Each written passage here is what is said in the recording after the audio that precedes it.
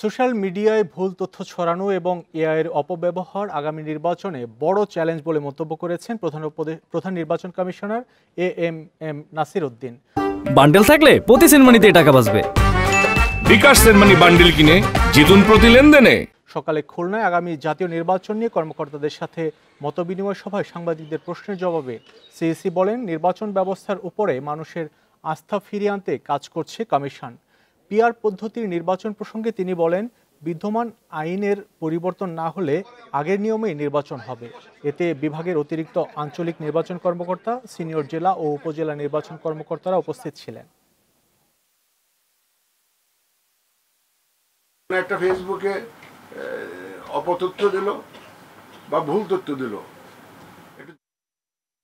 1000 লোকে শেয়ার করে দিল। এটা এই ইলেকশনে এই অ্যাবিউজ অফ এআই, এটা একটা আমাদের জন্য বড় চ্যালেঞ্জ হিসেবে দেখা দিয়েছে। এখন আমরা seriously we are working on it, দেশি বিদেশি বিশেষজ্ঞদের নিয়ে কাজ করছি।